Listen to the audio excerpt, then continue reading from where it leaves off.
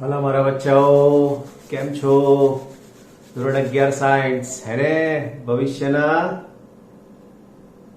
હવે તો તમને આવડી ગયો હશે. સર આવે એટલે પહેલા જ અમને અમારું ફ્યુચર બતાવે છે, ઇઝન્ટ ઇટ? બસ એ જગ્યા પર પોતાની જાતને મહેસૂસ કરો, એ જગ્યા પર પોતાની જાતને જુઓ કે હું 5 વર્ષ 4 વર્ષ પછી આ જગ્યા ઉપર હોઈશ. 12 સાયન્સ ક્લિયર કર્યા પછી બરાબર એ બ્રાન્ચમાં જશો, એનો આમ કોલરનો કંઈક એટીટ્યુડ અલગ હશે. આખા ગુજરાતની અંદર તમારો મેરિટ રેન્ક 2 આંકડામાં આવે, 1 આંકડામાં આવે, કેવો આનંદ થાય. નીટની અંદર તમારો મેરિટ રેન્ક આખા ગુજરાતની અંદર 1 2 5 10 હોય, આમ એમ થાય કે હું જે કોલેજ પર ફિંગર મૂકીશ એ કોલેજમાં મને એડમિશન મળશે. એવા મેરિટ રેન્ક સાથે જો બહાર આવો, એનું આમ ગર્વ તમારા માટે તો છે જ, તમારા પેરેન્ટ્સ માટે પણ છે, તમારા રિલેટિવ્સ માટે પણ છે. એટલે તમે એકલા છો એવું ના માનશો. અમારા માટે તો બહુ જ આનંદની વાત છે. કારણ ભલે તમે કહેશો કે નહીં કહો, તમારી સાથે તમારી પાછળ અમારું નામ જરૂર જોડાય છે. બસ મહેનત જ એનો ઉકેલ, એનો ઉપાય, અને એ જ તમને તમારા ડેસ્ટિનેશન સુધી પહોંચાડવામાં મદદ કરશે મારા વાલાઓ. તો ચેપ્ટર નંબર 5 આપણું મસ્ત મજાનું ચાલી રહ્યું છે. હવે જે સ્વાધ્યાયનો દાખલો મારે આગળ સમજાવવો છે, નંબર લખ્યો નથી હાલમાં, એટલે તમને એમ થાય કે કયા નંબરનો દાખલો. નેક્સ્ટ આપણો જે બાકી છે ત્યાંથી જ શરૂ કરીશું. પણ એના પહેલા મારે તમને 2 બાબત સમજાવી છે. એ બાબતમાં અગાઉ આપણે આ વાતનો ઉલ્લેખ કર્યો છે. નિર્દેશ ફ્રેમ, રાઈટ? નિર્દેશ ફ્રેમ. નિર્દેશ ફ્રેમની વ્યાખ્યા આપી છે, અવલોકનકાર જે સ્થળેથી જે પરિસ્થિતિમાં ઘટનાનું અવલોકન કરે એને નિર્દેશ ફ્રેમ કહેવાય. અવલોકનકાર જે સ્થળેથી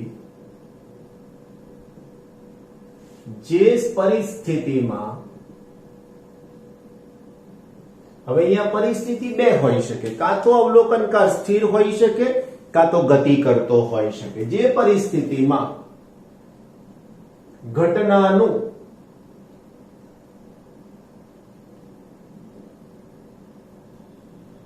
અવલોકન કરે તેને નિર્દેશ ફ્રેમ કહેવાય.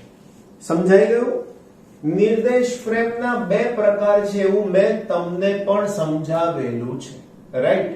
2 પ્રકાર. એક પહેલો હતો જડત્વીય નિર્દેશ ફ્રેમ, અને બીજો શબ્દ હતો આપણી પાસે અજડત્વીય નિર્દેશ ફ્રેમ.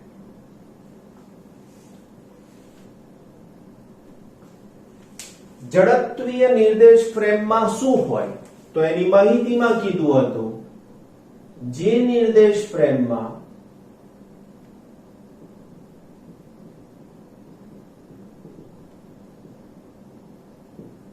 ન્યૂટનના ગતિ માટેના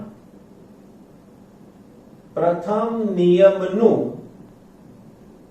પાલન થાય તેને જડત્વીય નિર્દેશ ફ્રેમ કહેવાય. અહીંયા જે નિર્દેશ ફ્રેમમાં ન્યૂટનના ગતિ માટેના પ્રથમ નિયમનું પાલન ન થાય તેને અજડત્વીય નિર્દેશ ફ્રેમ કહેવાય. આમાં પદાર્થ પર કોઈ જ વધારાનું બળ લાગતું નથી. જ્યારે આની અંદર પદાર્થ પર વધારાનું બળ લાગે છે. સમજવાની વાત અહીંયા છે. કેવી રીતે સમજાવું તમને? બહુ જ સહેલા ઉદાહરણથી સમજવાની કોશિશ કરીએ. બસનું એક્ઝામ્પલ સૌથી સરસમાં સરસ. બસમાં આપણે અંદર ગયા પછી નજર કર્યા પછી વિન્ડો પાસે સીટ મળે તો ત્યાં, નહીં તો બીજી કોઈ સીટ પર બેસી ગયા. જેવો બસના પાયલટ ડ્રાઈવર, એવું ખબર તમને? પ્લેન ચલાવવું ભારત દેશ માટે સહેલું છે, વિશ્વ માટે સહેલું છે. ભારત દેશમાં બસ ચલાવવી બહુ અઘરી છે, એવું ખબર તમને? આપણો ભીડભાડ જોઈ તમે, વસ્તી, એમાંય ટ્રાફિક, અને એમાંય રોંગ વે માં જવા વાળા, રાઈટ? તો આવા બધા ટ્રાફિકમાંથી બસ જોઈને કેટલી લાંબી, બિચારો ડ્રાઈવર, આપણે બિચારો કેવો પડે કઈ, એમનો પ્રશ્ન છે. આપણે સમજાવવું છે આ ઝડપીય નિર્દેશન. જેવા ડ્રાઈવરે બસ ચાલુ કર્યા પછી ફર્સ્ટ ગિયરમાં મૂક્યા પછી એક્સેલેટર આપ્યું, ક્લચ છોડી એટલે તરત જ તમને બસ આગળની દિશામાં જાય તો જર્ક આવે.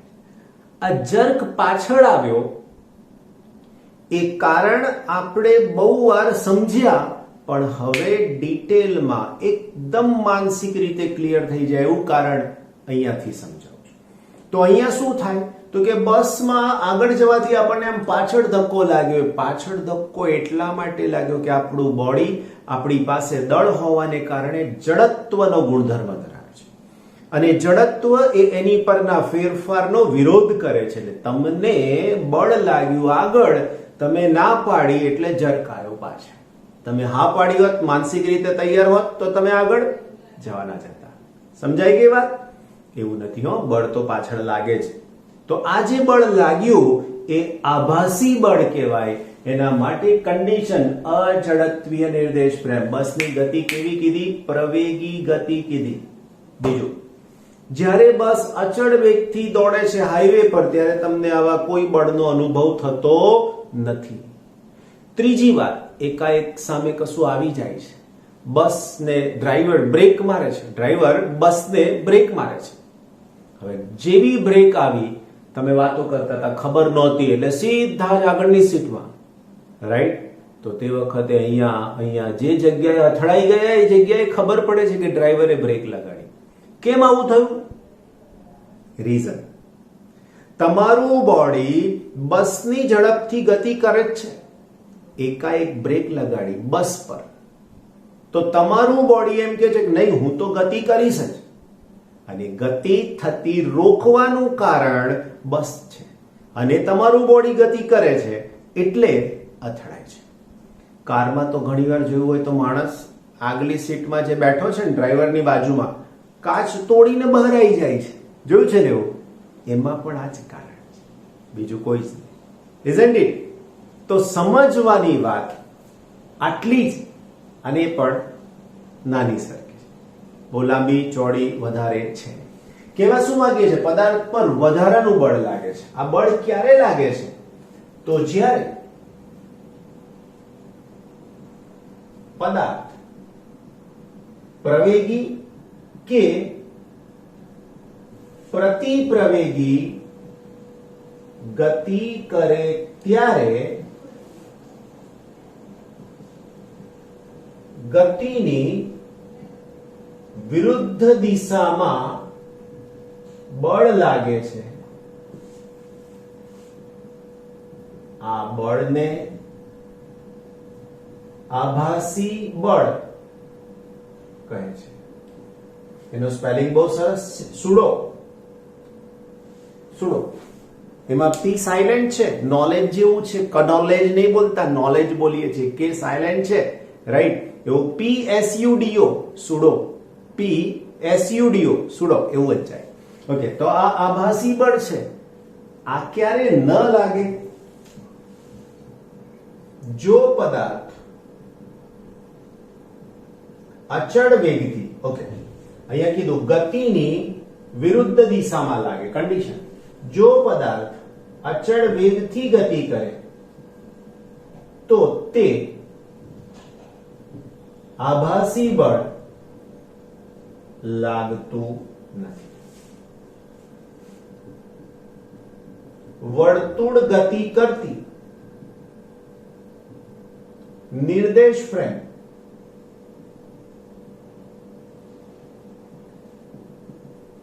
પણ અઝડપીય નિર્દેશ ફ્રેમ છે.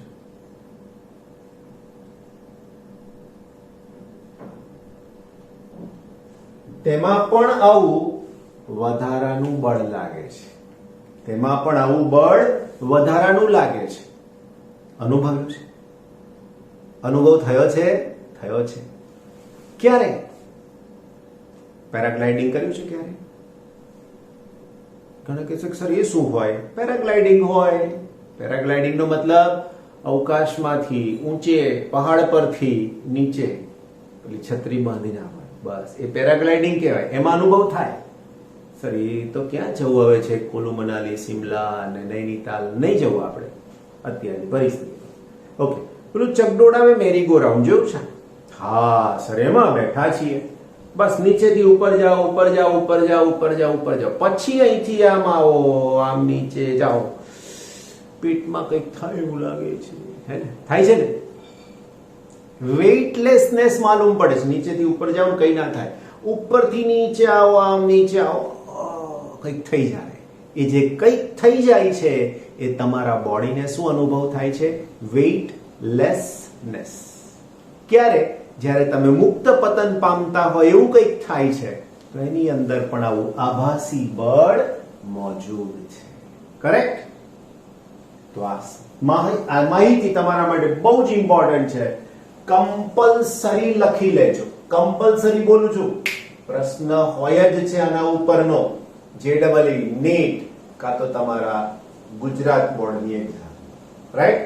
ભલા બચ્ચાઓ, દાખલા ઉપર જઈએ આપણે. કયો દાખલો છે? 5.13 નંબર અને પેજ નંબર 110. શું કીધું છે? 70 કિલોગ્રામનો એક માણસ, દળ આપ્યું છે m બરાબર 70 kg. કરેક્ટ? લિફ્ટમાં વજન કાંટા પર ઉભો છે. નીચેના દરેક કિસ્સામાં વજન કાંટા પરનું અવલોકન કેટલું હશે? નંબર 1. શું કીધું છે? પહેલું એ, લિફ્ટ ઉપર તરફ 10 મીટર પ્રતિ સેકન્ડની નિયમિત ઝડપથી ગતિ કરે છે. એ લિફ્ટ કેટલી ઝડપથી ગતિ કરે છે? તો કે લિફ્ટ 10 મીટર પ્રતિ સેકન્ડની નિયમિત ઝડપ. નિયમિત એટલે અચળ. નિયમિત ઝડપથી ગતિ કરે છે. રાઈટ? હવે જ્યારે કન્ડિશન અચળ ઝડપથી ગતિ થાય ત્યારે કઈ નિર્દેશ ફ્રેમ? ઝડપત્વીય. અચળ ઝડપ એટલે ગતિ કરે ત્યારે વધારાનું કોઈ જ બળ લાગશે નહીં. માટે W is equal to N into G.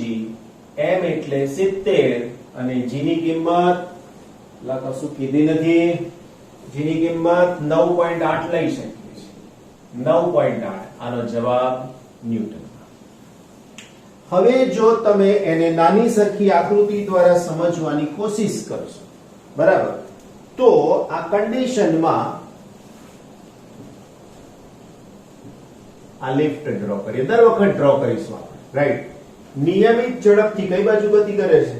ઉપર તરફ. ઉપર તરફ. એટલે અહીંયાથી આપણે બતાવીશું ઉપર તરફ ગતિ, પણ કેવી? તો અચળ. અચળ એટલા માટે કે શબ્દ કયો વાપર્યો છે? નિયમિત. એટલા માટે. તો હવે આ કન્ડિશનમાં આની ઉપર એક જ બળ લાગશે અને બળ હશે એનું વજન બળ mg. બીજી કન્ડિશન, બી ની વાત કરીએ. બરાબર? શું છે જોઈએ.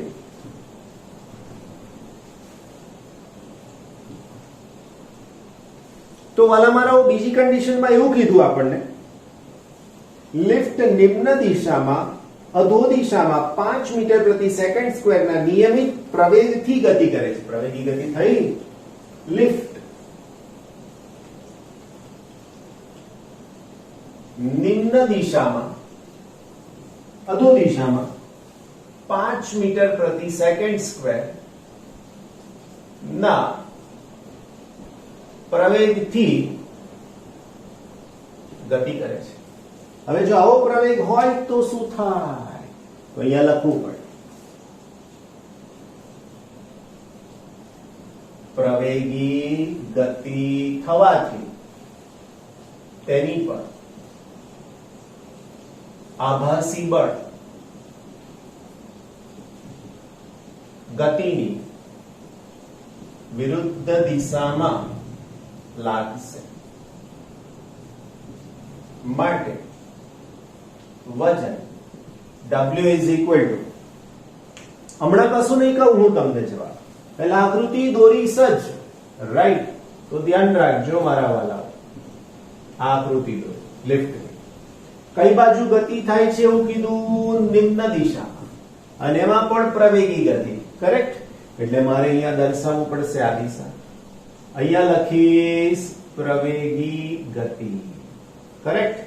તો હવે આની ઉપર એક એનું પોતાનું વજન બળ mg તો ખરું જ, પણ આ દિશામાં વધારાનું બળ લાગશે, એને હું કહીશ ma. આ ma કેમ લાગ્યું? તો આ વાક્ય વાંચવું પડે. આ કેમ લાગ્યું એવું જોવું હોય તો આગળનો ભાગ જોવો પડે, અઝડપીય નિર્દેશ પ્રેમ. તો બસ તો વાલા, તો હવે W is equal to mg minus ma. m ને કોમન લઈ લઈએ, g minus a. તો m એટલે 70, g એટલે 9.8 અને a એટલે 5. તો આન્સરમાં 70 into 5 અને 9 એટલે 4.8. વાલાઓ, W નો આન્સર તમારી જાતે ગણવાનો, એવું મેં તમને દર વખતે કીધેલું છે, કરેક્ટ? ત્રીજો ભાગ છે આપણી પાસે, લિફ્ટ ઉર્ધ્વ દિશામાં 5 મીટર પ્રતિ સેકન્ડ સ્ક્વેર ના નિયમિત પ્રવેગથી ગતિ કરે છે. લિફ્ટ ઉર્ધ્વ દિશામાં 5 મીટર પ્રતિ સેકન્ડ સ્ક્વેર ના કેવા પ્રવેગથી? તો કે નિયમિત પ્રવેગથી ગતિ કરે. પાછું એનું એ જ વાક્ય, પ્રવેગી ગતિ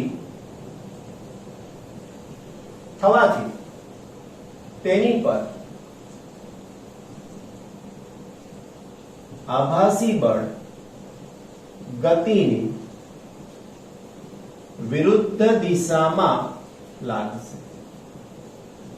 પાછો પ્રશ્ન થાય, W નું સૂત્ર શું થશે? તો માટે વજન W is equal to, હમણાં નહીં લખવું, એને ક્યારે લખીશ? તો જ્યારે આકૃતિ તમને દોરીને સમજાવીશ ને ત્યારે જ લખીશ, રાઈટ? તો આ થઈ ગઈ લિફ્ટ. અહીંયાથી બતાવીશ ઉપર તરફ પ્રવેગી ગતિ. તો વાલાઓ મારા, એક તો વજન બળ છે જ mg, રાઈટ? બીજું પણ બળ આ દિશામાં આવી ગયું ma. આ કયું બળ? તો અહીંયા લખી શકાય આભાસી બળ. આને પણ કહેવાય આભાસી બળ. આભાસી બળ કેમ? તો કે અઝડપીય નિર્દેશ પ્રેમ. કેમ અઝડપીય નિર્દેશ પ્રેમ? કારણ કે પ્રવેગી ગતિ થઈ માટે. હવે જુઓ, બંને એક જ દિશામાં છે, આની જેમ વિરુદ્ધ નથી. તો W is equal to લખી શકાય mg plus ma. તો m into g plus a. તો m ની કિંમત મારા વાલાઓ 70, g ની કિંમત 9.8, 5 70, 5 અને 9.8 14.8. વાલાઓ મારા, પાછી ગણતરી આવી વચ્ચા પાર્ટી જાતે. ડી ને ગણીએ આપણે. શું કહેવા માંગે છે આ ડી? તો ડી માં એવું કીધું છે, લિફ્ટની યંત્ર રચના નિષ્ફળ જાય છે, ટેન્શન થઈ જાય, અને લિફ્ટ સપાટાભેર ગુરુત્વાકર્ષણની અસર નીચે મુક્ત પતન કરે છે. ઘણાને હજુ લિફ્ટમાં બેસતા ડર લાગે છે, બંધ થઈ જશે તો, પેલો ઉપરનો કેબલ તૂટી જશે તો. ભાઈ નીચે જવાશે, એમય જવાનું છે ને એમય જવાનું છે. તો અહીંયા એ કન્ડિશન આપી છે કે લિફ્ટ મુક્ત પતન કરે છે, રાઈટ? તો અહીંયા લખી દઉં, લિફ્ટ મુક્ત પતન કરે છે. હવે મુક્ત પતન ને એટલે એ પણ પ્રવેગી ગતિ. પ્રવેગી ગતિ એ બરાબર g બરાબર 9.8 મીટર પર સેકન્ડ સ્ક્વેર પ્રવેગથી. રાઈટ. પાછું આનું આ વાક્ય શું થશે? પ્રવેગી ગતિ થવાથી તેની પર આભાસી બળ કેવી રીતે? તો કે ગતિની વિરુદ્ધ દિશામાં લાગશે. હે ને? બસ તો પછી મારા વાલાઓ અગેન આકૃતિ એને કન્ડિશન પાછી મારી તો ખરી ને કે આ દિશામાં ગતિ પ્રવેગી ગતિ અને એમાંય પાછું મુક્ત પતન. રાઈટ. તો બે પ્રવેગ પાછા લાગે હે ને? એક તો mg, બીજો ઉર્ધ્વ દિશામાં mg હે ને? અને આ બળ આભાસી બળ. કરેક્ટ. બસ હવે તમે મારી સાથે આવી જાઓ. W is equal to mg minus ma. હવે mg minus ma એટલે m into g minus a is equal to m into g minus g. એ બરાબર g છે વાલો. તો આનો જવાબ તો કે m into 0 માટે w is equal to 0. આ સ્થિતિને દળ વિહીનતાની સ્થિતિ કહે છે. સમજાયું? દળ વિહીનતાની સ્થિતિ. દળ વિહીનતા એટલે વેઇટલેસનેસ ક્યાં જોવા મળે?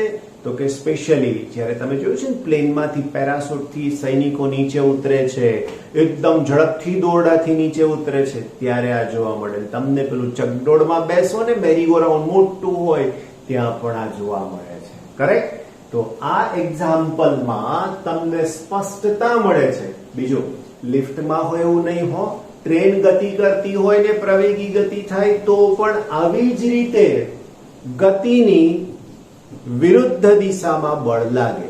ક્યારે? પ્રવેગી ગતિ કાં તો પ્રતિપ્રવેગી ગતિ હોય તો. એટલે આ ટોપિક બહુ જ અગત્યનો. સમજી લીધો? યસ. કરેક્ટ. નેક્સ્ટ ક્વેશ્ચન 5.14 બચ્ચાઓ પેજ નંબર 110 પર. આકૃતિ 5.1 4 કિલોગ્રામ દળના એક કણનો સ્થાન સમય આલેખ દર્શાવેલો છે. એ પહેલું છે t less than 0, t greater than 4 second, 0 less than t less than 4 second સમયે કણ પર લાગતું બળ શોધવાનું કીધેલું છે. હવે પહેલા પ્રશ્નના જવાબમાં નંબર 1 બરાબર. પહેલા નંબર માટે જો હું લખું તો t less than 0 સમય તો માટે આલેખ પરથી કહી શકાય કે t less than 0 માટે પદાર્થ સ્થિર છે, માટે તેની પર લાગતું બળ શૂન્ય હશે. That's it. Number 2 t greater than 4 માટે આલેખ પરથી અથવા તો આલેખ p greater than 4 માટે આલેખ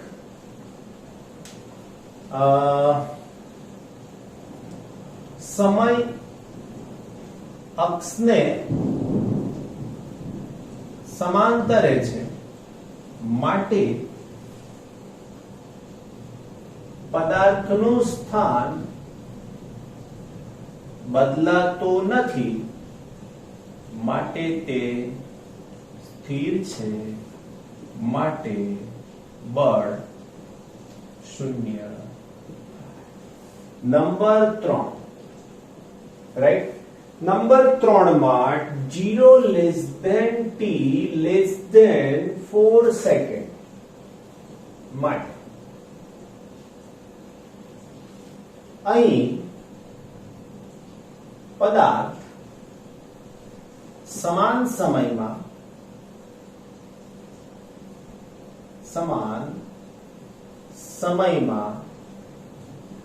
સમાન અંતર કાપે છે. આલેખ સુરેખ છે માટે આલેખ સુરેખ છે. તેનો ઢાળ આલેખ સુરેખ છે, તેનો ઢાળ વેગ આપે અને તે અચળ મળે. હવે જો એનો ઢાળ વેગ આપેલી અચળ મળે તો અચળ મળે માટે તેનો પ્રવેગ શૂન્ય થાય માટે બળ પણ શૂન્ય. જો આલેખ સુરેખ છે, t લેસ ધેન 0 માટે પદાર્થ સ્થિર છે, t ગ્રેટર ધેન 4 સેકન્ડ માટે આ 4 સેકન્ડ આલેખ સુરેખ છે અને એનો મતલબ કે એનું સ્થાન બદલાતું નથી. આના માટે આ ભાગ આવશે. સમાન સમયમાં કાપેલું અંતર સમાન છે, સમાન સમયમાં કાપેલું અંતર સમાન છે તો શું થાય? તો એવું થાય વાલા બચ્ચાઓ કે આના માટે તમને વેગ અચળ મળે. વેગ અચળ મળે તો પ્રવેગ શૂન્ય થાય, પ્રવેગ શૂન્ય તો બળ પણ શૂન્ય. કેમ? તો કે F = ma, એ 0, બળ 0. કરેક્ટ વાલા બચ્ચાઓ. તો આ પહેલા 3 પ્રશ્નોનો જવાબ મળી ગયો તમને. નાઉ નેક્સ્ટ બી માં શું પૂછ્યું છે તે જોઈએ. બી માં એવું કીધું છે t બરાબર 0 અને t બરાબર 4 સેકન્ડ સમયે આઘાત શોધો. આઘાત એટલે વેગમાનનો ફેરફાર. જો 0 સેકન્ડ પહેલા પદાર્થ સ્થિર છે અને 0 સેકન્ડે ગતિ કરવાની શરૂઆત કરે છે. બસ આને તમારે વેગમાનના સંદર્ભમાં ચકાસવાનું. આપણે આગળ વધવાનું પછી દાખલામાં, હે ને?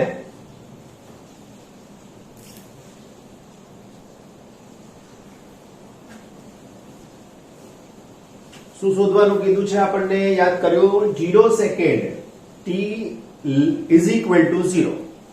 તો અહીંયા લખો પહેલું t બરાબર 0 સેકન્ડ માટે બળનો આઘાત. વાલાઓ અહીંયા સૂત્ર લખીશ, બળનો આઘાત બરાબર વેગમાનનો ફેરફાર. હવે વેગમાનનો ફેરફાર એટલે હું શું લખું? તો લખાય કે અંતિમ વેગમાન માઈનસ પ્રારંભિક વેગમાન. વાલાઓ વેગમાનનું સૂત્ર તો કે mv માઈનસ mv0. છેક લાસ્ટ પોઈન્ટ સુધી પહોંચી ગયા. હવે મારે અહીંયા શું માહિતી લખવાની ખબર? અહીંયા માહિતી એવી લખવાની બચ્ચા પાર્ટી કે જેમાં મારે સમજાવવું પડે. શું સમજાવવું પડે? તો કે પદાર્થનો t બરાબર 0 સેકન્ડ પહેલા વેગ v0 બરાબર 0, કારણ કે પદાર્થ સ્થિર છે.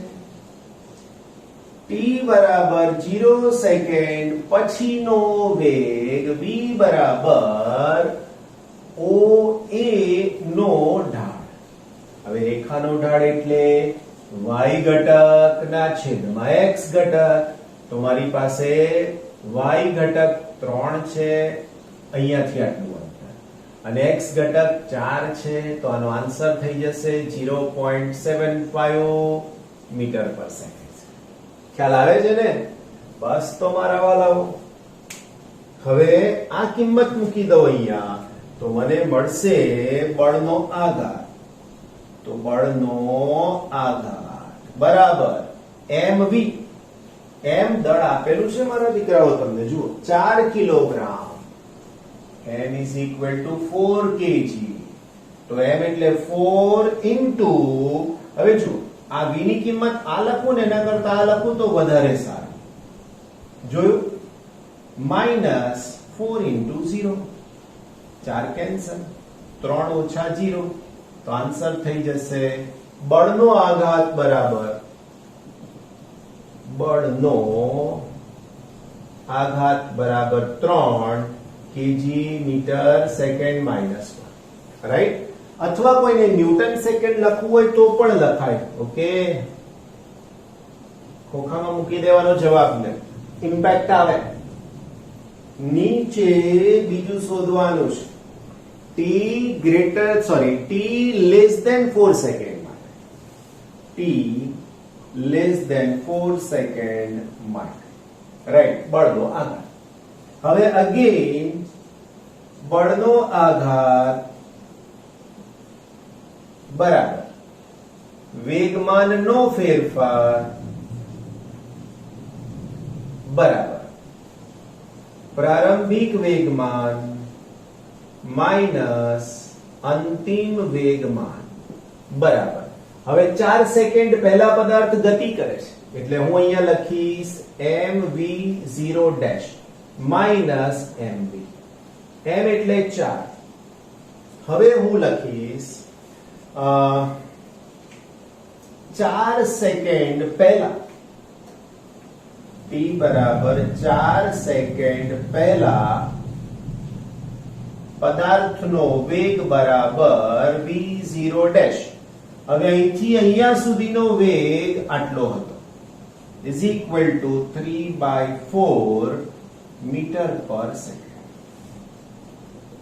t બરાબર 4 સેકન્ડ પછી પદાર્થનો વેગ બરાબર 0. કેમ? હું નથી કહેતો, આ આલેખ એવું કે છે એટલા માટે. તો હવે 4 ગુણાકારમાં 3/4 3/4 ઓછા 4 ગુણાકારમાં 0, રાઈટ? તો હવે આનો જવાબ, સોરી મારે લખવામાં મિસ્ટેકમાં ભૂલ થઈ. શું ભૂલ થઈ? અંતિમ વેગ, તો એનો મારે સિમ્બોલ લખવો જોઈએ v' is equal to 0. તો અહીંયા અંતિમનો સિમ્બોલ v' અને પ્રારંભિકનો સિમ્બોલ v0', રાઈટ? તો હવે અહીંયા હું લખીશ m અને 0 માઇનસ m. ઓકે, m ની કિંમત મૂકી દઈએ. ચાલો ભાઈ 4, તો 4 એની સાથે v0' તો v0' એટલે 3/4 કેન્સલ. તો માટે બળનો આઘાત બરાબર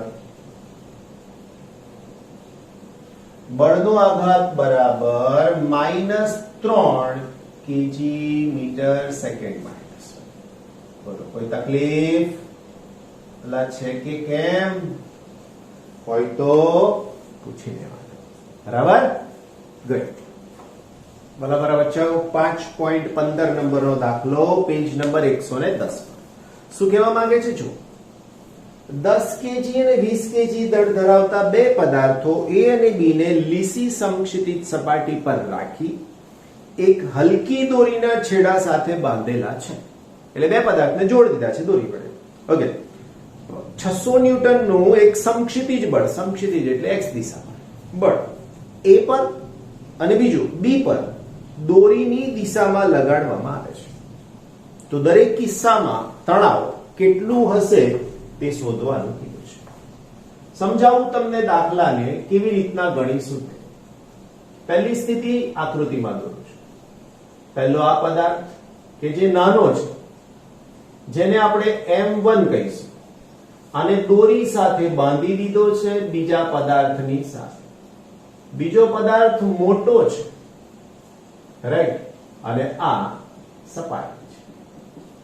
એનું દળ m2 છે અને આ દિશામાં બળ લગાડીએ છીએ, બરાબર? આના પર અહીંયાથી આ દિશામાં બળ લગાડવામાં આવે છે. બોલો, કોઈ મુશ્કેલી આટલે સુધી સમજવામાં?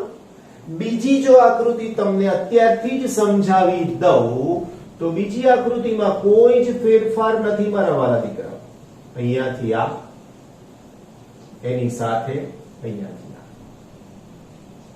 હવે બળ અહીંયાથી આ દિશામાં લગાડવામાં આવે છે, બસ. ફરક ખાલી આટલો થયો, m1 અને m. જો આમ ખેંચે છે તો આનું તણાવ બળ, આમ ખેંચાય છે તો આનું તણાવ બળ, ટૂંકમાં ટી તણાવ બળ. એવું જ અહીંયા પણ આવી રીતનું તણાવ બળ ટી તમારે શોધવાનું છે. રાઈટ. હવે દળની જો હું વાત કરું તો અહીંયા લખી દઉં મારા વાલા મિત્રો કે m1 બરાબર 10 kg, m2 બરાબર 20 kg અને બળ F બરાબર 600 ન્યૂટન. Same criteria. m1 બરાબર 10 kg, m2 બરાબર 20 kg અને બળ F બરાબર 600 ન્યૂટન. ખાલી બળની દિશા બદલાયેલી છે. રાઈટ. દ્રઢ આધાર છે એટલે તમે અહીંયા આવું પણ બતાવી શકશો. કરેક્ટ. બસ આટલી માહિતી તમારી પાસે છે. હવે મારે સૌથી પહેલા પ્રથમ સ્થિતિ તો અહીંયા લખી નંબર 1 માટે તમને A અને B એવા બે દળનો ઉલ્લેખ કરેલો છે, A અને B. તો હું આને A કહી દઉં અને આને B કહી દઉં. કરેક્ટ.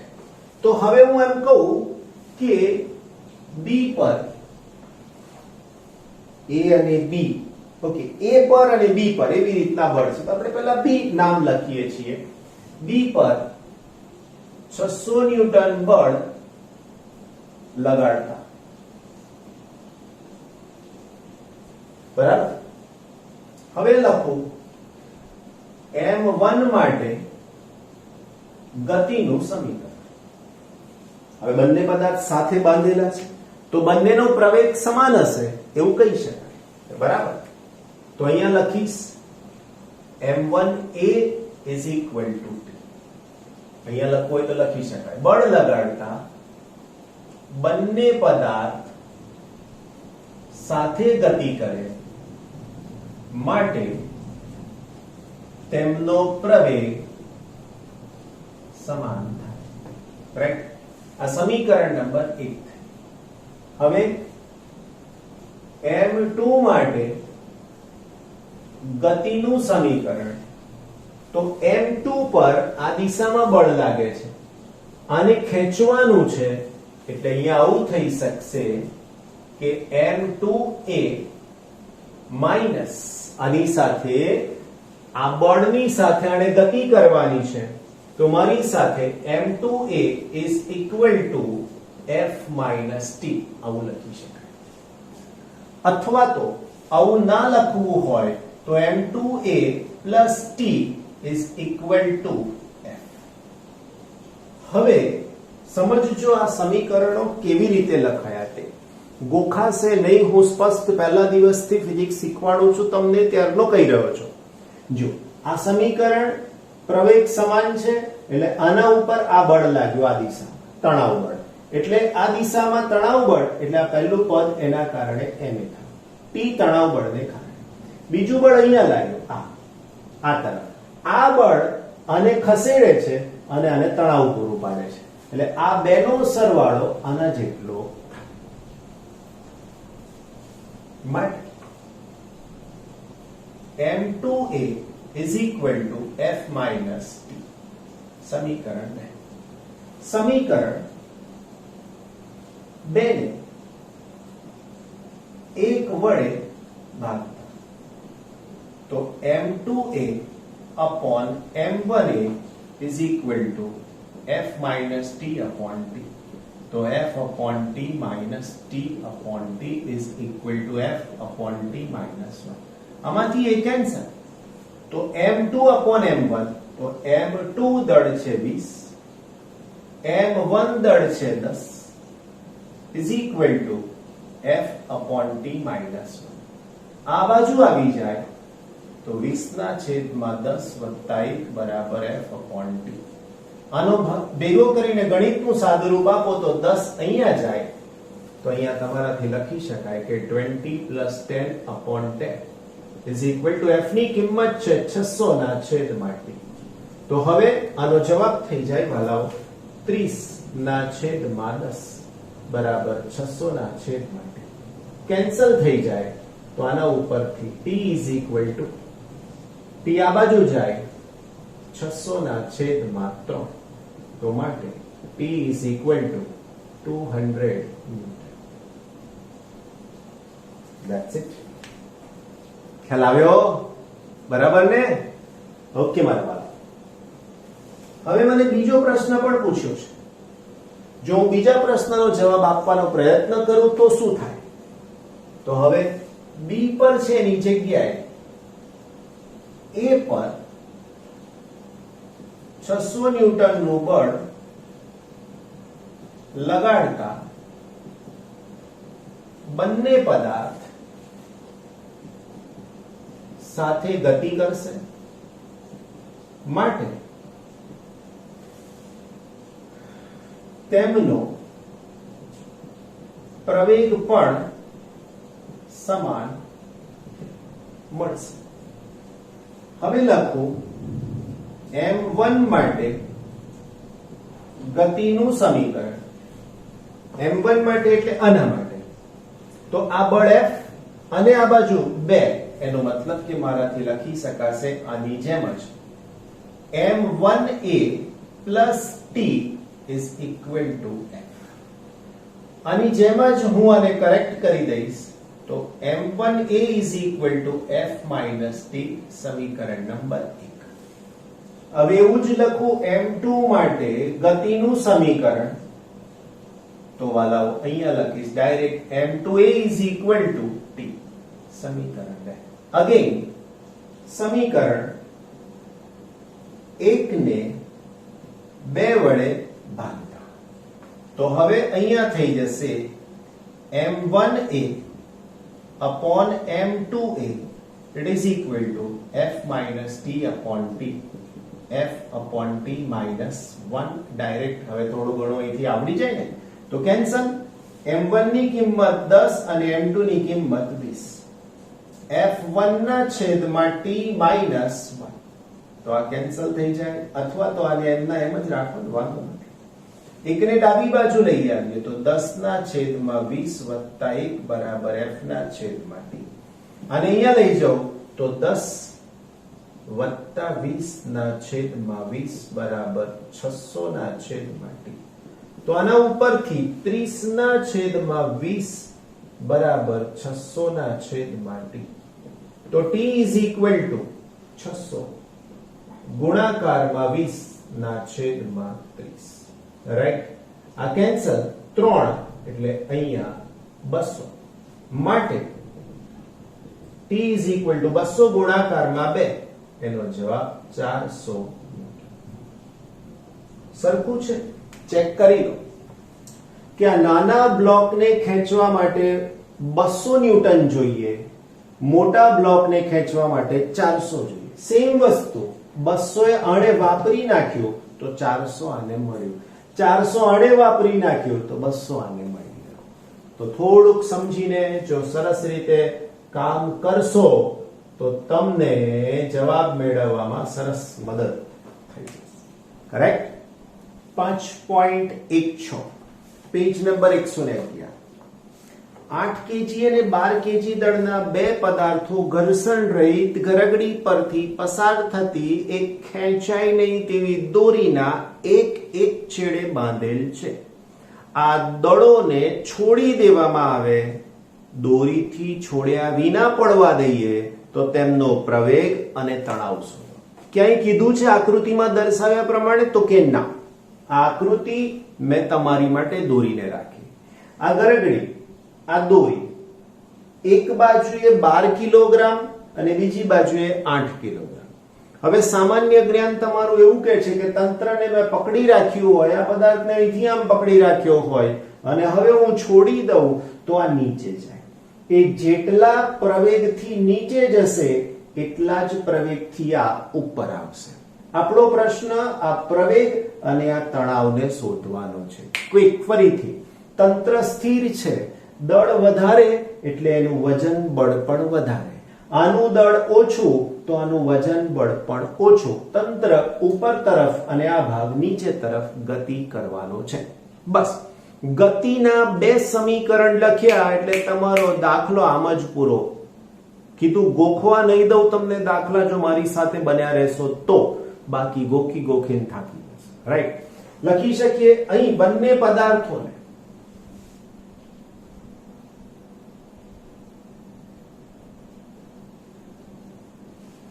એક જ દોરીથી બાંધેલા છે માટે ગતિ દરમિયાન બંનેના પ્રવેગ સમાન મળશે. ક્લિયર? ઓકે. હવે ધ્યાન રાખજો, m1 પદાર્થ માટે ગતિનું સમીકરણ. હવે યાદ કરો, મેં તમને એક જ વસ્તુ શીખવાડી છે, હિન્ટ પાછી આપી દો. સમેશન ગતિ થાય છે, વાત નક્કી છે, તો મારે લખવું પડે કે summation f is equal to n. બસ નક્કી જ છે, આ જ લખવાનું ને એના ઉપરથી જ જવાબ લખાવતા શીખવાડીશ. જો બે બળ છે, એક વજન બળ અને એક તણાવ બળ. જો આ વજન બળ વધારે હોત તો આ નીચે આવતો ને તણાવ બળ વધારે હોત તો ઉપર જતો. કઈ બાજુ જશે આ m1 દળ? બોલો જો મને. આ નીચે જાય તો આ ઉપર જાય કે નહીં? તો આ ઉપર જાય છે, તો આ બળ ઓછું અને આ બળ વધારે. તો મારે સૂત્ર લખવું પડશે T minus m1g, f માટે લખાયું, is equal to m1 into a સમીકરણ નંબર 1. ના ખબર પડે ફરીથી જોઈ લેજો. એના પછી m2 પદાર્થ માટે ગતિનું સમીકરણ. હવે આ પદાર્થ આમ નીચે જવાનો એટલે આ બળ વધારે, આ તણાવ બળ ઓછું, તો અહીંયા f માટે હું લખું તો આવું લખાય કે m2g minus તણાવ બળ T is equal to m2 into a. તમારો દાખલો અહીંયા પૂરો થઈ ગયો. જો તમારી પાસે સામાન્ય જ્ઞાન ગણિતનું છે તો તમારો જવાબ પાકો. આ બે સૂત્રો જે લખાયા એ ફરીથી બતાવું છું. આ વજન બળ ઓછું, તણાવ બળ વધારે. આ વજન બળ વધારે, તણાવ બળ ઓછું. આ નીચે જાય છે એટલે આ વધારે, આ ઓછું. આ ઉપર જાય છે એટલે આ વધારે અને આ ઓછું. બસ વાત પૂરી. હવે દાખલો એકદમ સરળ થઈ ગયો. ધ્યાન રાખજો, હવે મારે શું કરવાનું થશે તે સમીકરણ 1 અને 2 નો સરવાળો કરતા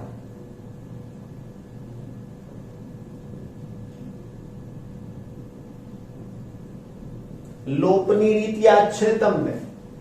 T minus m1g is equal to m1 into m2g, sorry, m2g minus t is equal to m2 into a. હવે આ t plus ને t minus કેન્સલ થઈ જશે, આમાંથી g કોમન આવે તો m2 minus m1 into g. આ બેનો સરવાળો થાય તો m1 plus m2 into a. પહેલો પ્રશ્ન પ્રવેગ શોધવા માટેનો છે, માટે a is equal to આ છેદમાં જાય તો m2 minus m1 upon m1 plus m2 into g.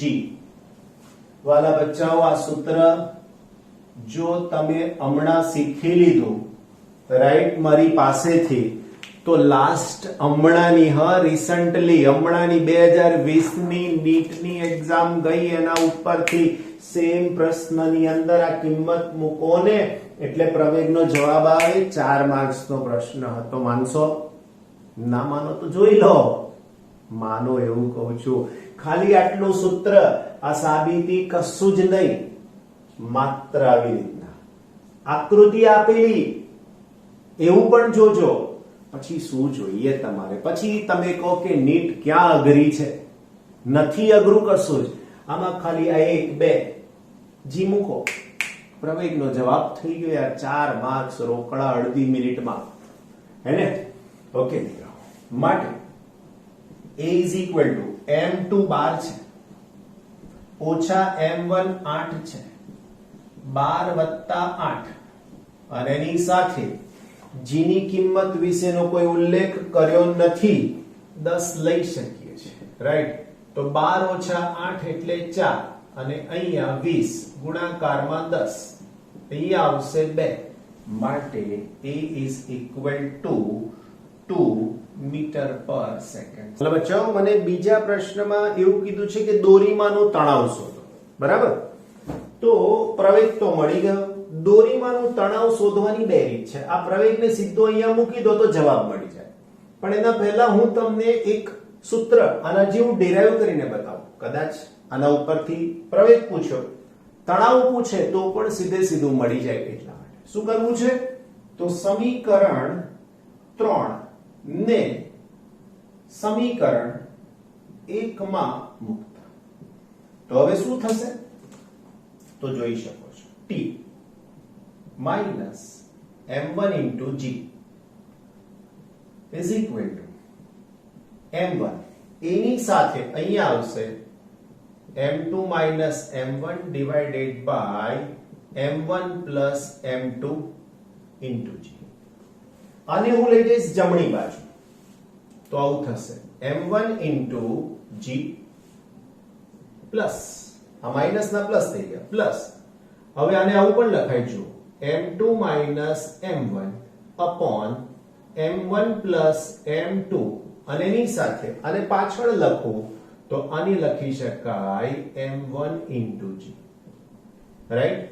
હવે આ બંનેને હું કોમન લઈ લઉં તો મને સૂત્ર સોરી મારાથી અહીંયા નહીં લખી શકાય. રાઈટ? કેમ ના લખાય? કારણ કે આને મારે આમ લઈ જવાનું છે તો આવું લખવું જોઈએ. t is equal to m1g minus m2 minus m1 upon m1 plus m2 into m1 into g.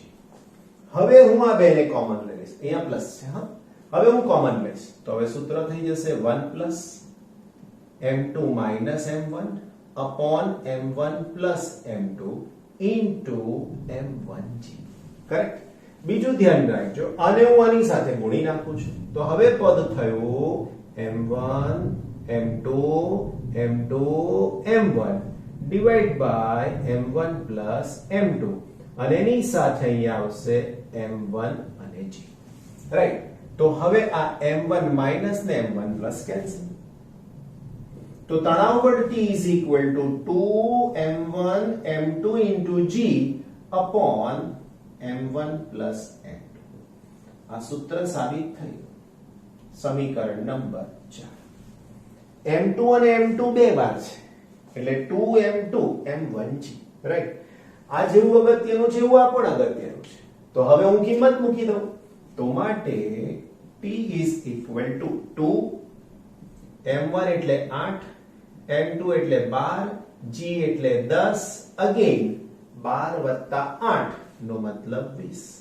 તો 10 2 કેન્સલ તો આના ઉપરથી તણાવ બળ બરાબર 12 8 96 ન્યૂટન.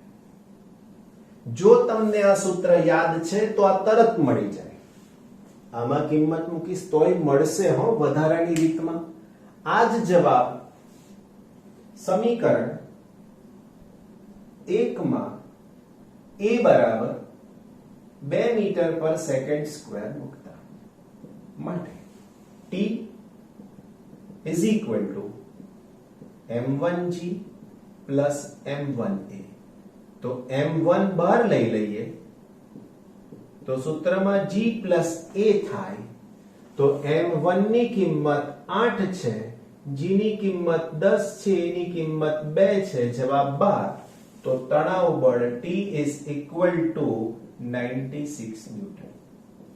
તમારો પ્રશ્ન સહજ છે. તમે મને કહી શકો કે સર આ કેવું આ મેળવ્યું તો પછી આવી ગયું તો સાચું જ છે. પણ આ સૂત્ર એટલા માટે મેળવીને આપ્યું કે આ વખતની નીટમાં આના ઉપરથી પ્રશ્ન પૂછ્યો, આના ઉપરથી ફરીથી આવો જ પ્રશ્ન પૂછે તો હવે ડિરાઈવ કરવું પડે ને પાછું જવું પડે. એના કરતા બેટર કે આ રીતના જવાબ આપી દેવાનો. સમજાઈ ગઈ મારી વાત? બહુ જ સહેલી છે અને વેરી ગુડ. Take care. ભણતા રહેજો, યાદ કરતા રહેજો, ફિઝિક્સ ને યાદ કરતા રહેજો. રાઈટ?